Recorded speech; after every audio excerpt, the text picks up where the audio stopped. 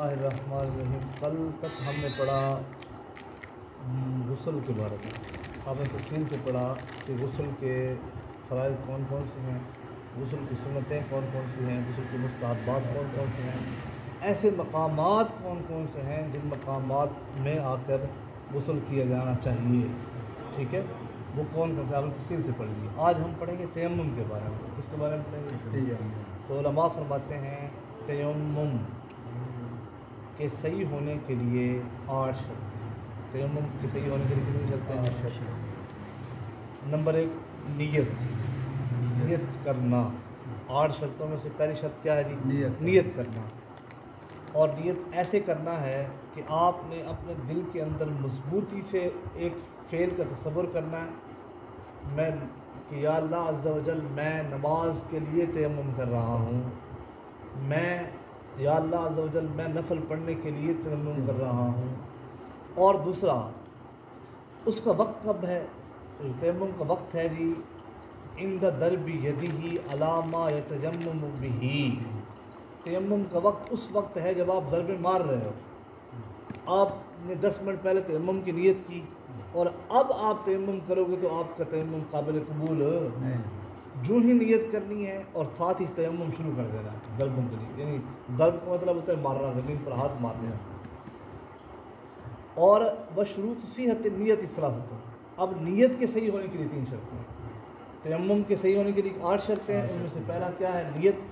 پھر نیت کے صحیح ہونے کے لیے 3 شرطیں ہیں: مسلمان ہونا، التمییز، تمیز رکھنا یعنی پاگل، والعلم بما ینوی بہ، اور پتہ ہونا چاہیے کہ میں کس چیز کے ساتھ نیت کر رہا ہوں، میں کس چیز کی نیت کر رہا ہوں۔ علماء کہتے ہیں یہاں اس واسطے واضح کیا جا رہا ہے، اگر آپ عبادت غیر مقصودہ کے لیے وضو کریں گے تو تیمم کی نیت کریں گے، عبادت غیر مقصودہ کے لیے آپ تیمم کی نیت کریں گے تو آپ اس کے ساتھ عبادت مقصودہ ادا نہیں کر سکتے ہیں۔ عبادت غیر مقصودہ کیا ہے؟ قرآن پاک کی تلاوت کرنا، درود پاک پڑھنا، لباس وغیرہ کے لیے، یہ عبادتیں غیر مقصودہ ہیں۔ ٹھیک ہے، اور عبادت مقصودہ کون کون سی ہیں؟ جیسا کہ نفل پڑھنا، جیسا کہ نماز پڑھنا، یہ عبادت مقصودہ ہیں۔ یہی اس واسطے وہ تیمم کی نیت پر زور دے رہے ہیں مصنف علیہ رحمہ کہ جب آپ نے نیت کرنی ہے تو آپ نے نیت اپنی عبادت مقصودہ کی کرنی ہے، عبادت غیر مقصودہ کی میں نے آپ کو اس کی مثالیں دے دی ہیں۔ تو بات سمجھ آ رہی کہ نہیں آ رہی؟ وشروط، اچھا جی، ویشترط لصحۃ النیۃ التیمم للصلاۃ بہ، یعنی تیمم کی نیت کے صحیح ہونے کے لیے شرط یہ ہے کہ وہ نماز کے لیے تیمم کیا جائے۔ کس کے لیے کیا جائے؟ نماز۔ 3 چیزوں میں سے ایک چیز کا ہونا بڑا ضروری ہے، یا تو نیت طہارت کی ہوگی، یا نماز کو مباح کرنے کی نیت ہوگی، یا عبادت مقصودہ کی نیت ہوگی۔ یہ 3 چیزوں میں سے ایک کی نیت کیا ہے؟ بہت ضروری ہے۔ لا تصیح بدون طہارت فلا یصلی بہ الا اذا نوى التیمم فقط۔ مصنف علیہ السلام فرماتے ہیں کہ جب اس نے صرف نیت طہارت کی ہے، یعنی اس نے یہ نیت کی ہے کہ میں اس تیمم کے ساتھ اپنے آپ کو پاک کر رہا ہوں، اب اس کے ساتھ وہ نماز نہیں پڑھ سکتا۔ پاک ہو گیا لیکن نماز نہیں پڑھ سکتا، چونکہ پاک ہونا جو ہے یہ عبادت مقصودہ نہیں ہے، عبادت غیر مقصودہ ہے۔ بات سمجھ آ رہی؟ او نواہ لقراءۃ القرآن، یا اس نے قرآن پاک کی قراءت کی نیت کی کہ میں یہ تیمم کر رہا ہوں اس واسطے تاکہ میں اس کے ساتھ کیا کر سکوں؟ قرآن پاک کی تلاوت کر سکوں۔ اب وہ اس کے ساتھ قرآن پاک کی تلاوت تو کر سکتا ہے لیکن نماز شاباش۔ فلم یکن جنبا، شرط یہ ہے کہ وہ جنبی نہ ہو۔ الثانی العذر المبیح للتیمم، دوسری شرط تیمم کی 8 شرطوں میں سے دوسری شرط کیا ہے؟ یہ ہے کہ ایسا عذر پایا جائے تو جو تیمم کو جائز کر رہا ہو، جو تیمم کو جائز کر رہا، یہ دوسری شرط ہے۔ پہلی شرط نیت ہے۔ اب تک آپ نے مصنف علیہ الرحمہ کی جو بات آپ نے پڑھی وہ صرف نیت کے بارے میں پڑھی۔ دوسری شرط مصنف فرما رہے ہیں کہ دوسری شرط یہ کہ وہ تیمم اس کے ساتھ صحیح ہو رہا ہو۔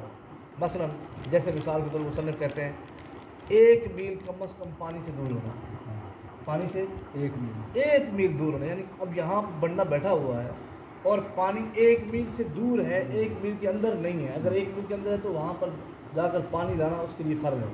پانی لانا کیا ہے؟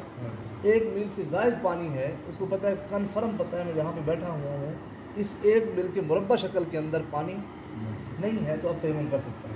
اگر 1 میل سے اندر ہے تو پھر پانی اس کے لیے لانا فرض ہے۔ ولو فی المثل، یہ شرط نہیں ہے کہ بندہ جنگل میں بیٹھا ہوتا، یہ بھی ہو سکتا ہے کہ شہر کے اندر ہی پانی نہ ہو، بعض دفعہ ایسا ہو سکتا ہے کہ شہر کے اندر ہی پانی نہ ہو، بجلی آتی ہے، ہاں یہ بھی ہو سکتا ہے۔ وہ حصول مرض، یا بندہ پانی تو ہے، دور پانی سے تو نہیں ہے، پانی پڑا ہوا ہے سامنے، انسان پانی کے اوپر بیٹھا ہوا ہے، لیکن حصول مرض، اس کو مرض لاحق ہو گیا ہے، اس کو ایسا مرض لاحق ہو گیا ہے کہ ڈاکٹر نے کہا ہے کہ اگر تو تیمم کرے گا تو مر جائے گا۔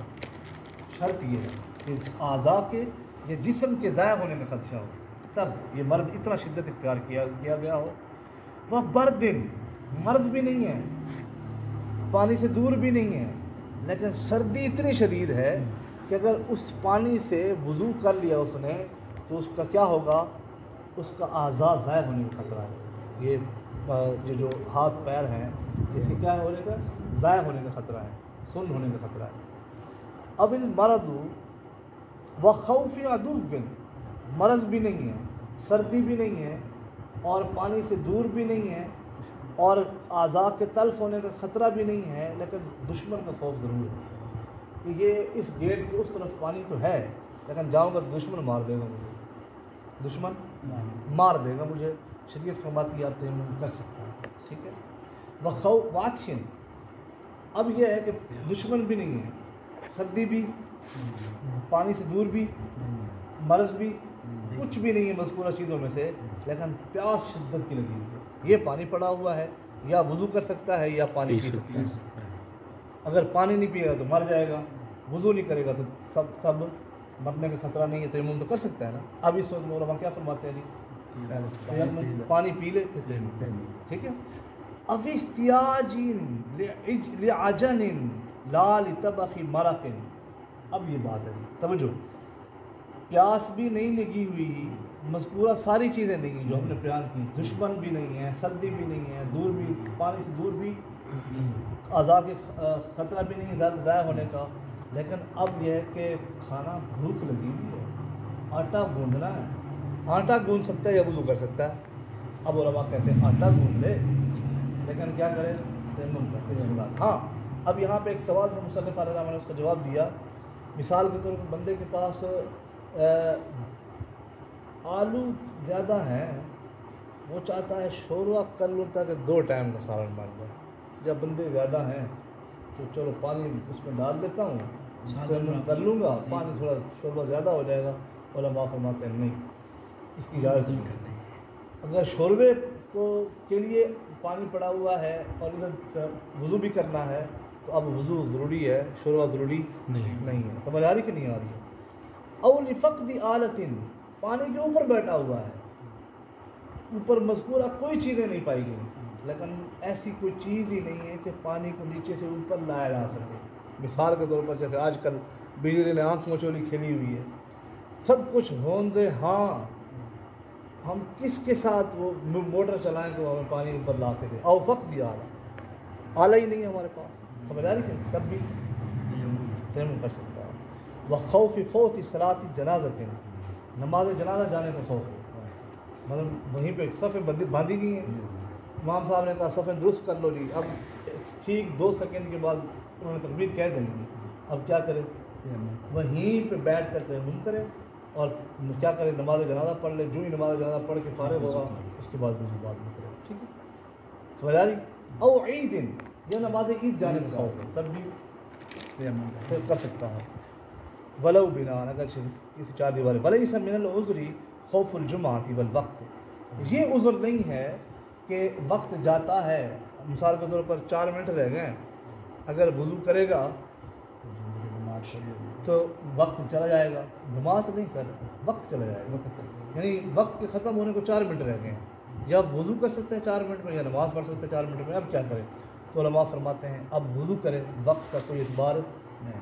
اسی طرح جماعت کھڑی ہو چکی ہے جمعے کی، کیونکہ جمعے کے دن آپ سے اگر جمعہ رہ گیا تو اور تو جمعہ ہے نہیں، کیا کرے گا پھر؟ جماعت تو رہ گئی، علماء کہتے ہیں جمعہ اگر جاتا ہے تو چلا جائے، جمعہ کا خلیفہ تو موجود ہے نماز ظہر، لہذا خلیفہ موجود ہے، جمعہ جاتا ہے تو چلا جائے، لیکن بندہ کیا کرے، وضو کرے اور ساتھ اس کے بعد کیا کرے، کافی ہے جی۔